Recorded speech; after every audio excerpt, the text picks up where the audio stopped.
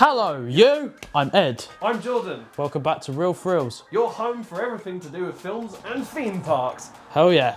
Today, we're discussing what is the best and worst theme park changes in the the last past 10 10 years. Now, this isn't from 2016 to 2026 because 2026 has just happened. It's 2015 to 2025. Yeah, it's 2015 to 2025. That's why we're covering. And we're going to cover a whole range. It's not a certain amount of numbers, it's not like a top 5 or anything. We're just going to cover some. And Good changes and some bad changes, and you let us know in the comments what's yours. Yeah, what's yours? One big thing when it comes to Orlando, Florida, Disney decided to expand on Hollywood Studios, and it was long overdue. And they actually brought in, obviously, Galaxy's Edge and Toy Story Land. Big, huge improvements to the park because it was too small. It was a half-a-day park. They removed most of the studio tour for that as well. And you know what? That's fine because it's the studio big tour expansion. The studio tour didn't really add anything. And all they didn't get rid of Toy Story Mania. They just moved it, and then they actually used the Pixar area to where you can meet characters now. So actually, that was a big dub. Yeah. And it's a good decision. Good decision from Disney there. Yeah, and then they expanded it with Galaxy's Edge, which means you can now fully walk around the park and it's not a dead end. And you get, of course, the likes of Rise of Resistance. Yeah, big technical innovation. And Millennium Falcon ride as well. Yeah, Smuggler's Run. And you can also build a lightsaber and a droid. Which is over there. Over here now. I'd say another big one is when Universal built Epic Universe. Yeah, last year, which was massive. Yeah, that's another big Shame one about the queue times, but the rest of it, theming, everything, the lands they chose, off the charts. It shows technical innovation, and the fact that they got fans to vote for some of the lands as well, that's really impressive for a big brand like Universal. It shows they really care about their fans. Getting rid of Muppet Vision. Yeah, Muppet Vision. Big mistake. I think getting rid of Muppet Vision, again, right, yes, you know, it's a 3D film, but it's the last it's the last thing Jim Henson ever made. And then they just replaced it with Monstropolis for some reason. They didn't give it like a fan farewell. No, they just went, goodbye. They basically just shut it off after a day. And they're like, now they're coming to a roller coaster. It's like Disney, you're making now very different decisions, and it's like some of them are working, like Galaxy's Edge and Toy Story Land, and some of them are just not working. Like Muppet Vision closing. And another big one we might as well talk about when it comes to Disney, getting rid of Tom Sawyer's Island. Yeah, Tom Sawyer's Island and the Steamboat. Getting rid of both of those. A big mistake. That is a big mistake. Because they were there at the staple of the park when it first opened. And it's a Disneyland staple. Exactly. It's a Disneyland staple. It's in every single park now except that one.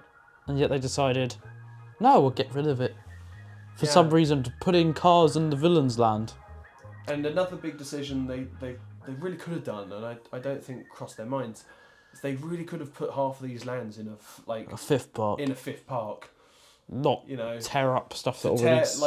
to combat Universal and their new theme park, they should have had a park with Villains Land, Monstropolis, with Cars Land, and the Tropicals of America. Right, Tropical Americas. Like, there's so many, and even Avatar. Yeah. Oh yeah, there's another big negative. Is building Avatar for some reason. It's good looking. Avatar, the land is. Looking back on it, the land is actually quite nice to look at. And of course, I like Flight of Passage. It's a great ride. However, it's let down by Na'vi River Journey. And I feel like it would have worked better in a fifth park because slapped onto Animal Kingdom. I mean, how many animals are there in Avatar? I mean, there's the creatures they ride on, and then there's a few other creatures in there, but it's not really mainly focused on them, so it doesn't really fit in with the animal. It doesn't fit where they are, yeah. Not really. Like, it would have fit more if they did Pandora. They've announced a land based off Wave Water, right, for California Adventure, and they're ripping up Mike and Sully to the Rescue of the Dark ride for it. Oh, God. Right? And I feel like it would have worked better if they just did a big Pandora land in a fifth park with all of the movies. So that was a mistake, really. I feel like splitting it up is a mistake. I do like the Avatar land as much as people hate on it. I like the animatronics around it as well. Like, it's very interactive. Like, it actually does, but it just in the park it's in, it sticks out like a sore thumb. Yeah. Let's switch over to a different country now. Let's switch over to the UK. Yeah, let's switch over to the UK now. The UK. Legoland had minifigure Speedway. That was a big positive They also when that had, came in 2024. Yeah, they also had Monster House, the Monster House Party. That was a good Yeah. choice. And the update to the submarine Yeah, ride, right, which we haven't done yet, so that'll be exciting. which to see. we are doing this year. Yeah. But a big negative to the park was the building of Lego Ninjago. Because the show sucks, the ride sucks, everything in it sucks. It just sucks. It's not very They good. could have chose a better IP, I'm sorry. Or done a better land for Ninjago. Yeah, pretty much. You know, because the Or done Ninjago Lego land- Chima or something, I don't know. Yeah, but Chima's been dead for years. I could have revived it.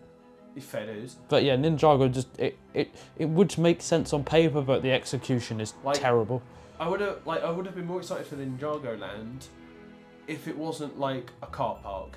Because effectively the Ninjago land in Legoland Windsor it's like a tiny little circle. It's not really a land, would you say? However, let's talk about some more good things about the UK park.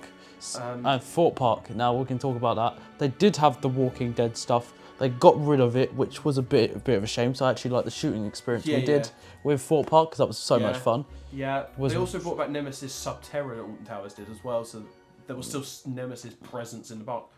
And I think that's generally quite a good idea. So Thorpe Park have also done some big mistakes. Yeah, like Black Mirror Labyrinth. And also getting rid of Darren Brown. Ghost Train Rise of the Demons, because that was really, I know we queued for 2 hours for it. And VR didn't really work so well, but it was a fun. very interesting ride. And what they have there in replace of it now is rubbish. It's not very good. It doesn't live up to what it replaced.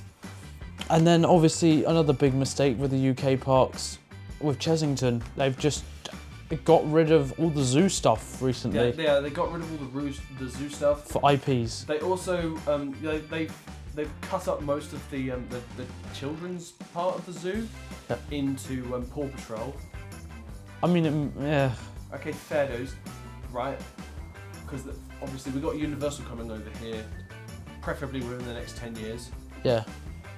Give or take 20, 30. They're trying to combat that, but I don't think it's going to give them anything. And Minecraft isn't going to save them. No. But yeah, get rid of the zoos for bloody IPs. They also had another big tragic thing by getting rid of Hocus Pocus Hall and replacing it with Room on the Broom. Because that sucks. Yeah, Room on the Broom, it removes the 3D and all of the different special effects. And yeah, just makes it based off the... I mean, we sped walked that ride, did we? It did. It's not really a ride, you just walk through it. So, you know. It's, yeah. At least in Hocus Pocus Hall it had interactivity. It didn't have like, jump here. You know? Yeah. It had interactivity. And yeah, I mean, another one of the big ones that they did was that they closed down Bubble Works for the Gruffalo River ride. Yeah. Yeah, that's not a bad change actually. That's a good change. Yeah. That's not a bad change. The ride isn't bad. And they also opened Jumanji. That's a big plus. Jumanji is a big plus for Chessington. You know, and you can see it coming into the park as well, which is great. You know, the roller coaster's fun. You know, the different flat rides. Yeah. The different flat rides, they just build up the area, it's fine. Right, but it's just the fact that they brought a land out on Jumanji that nobody had ever done before, and they've done it really well.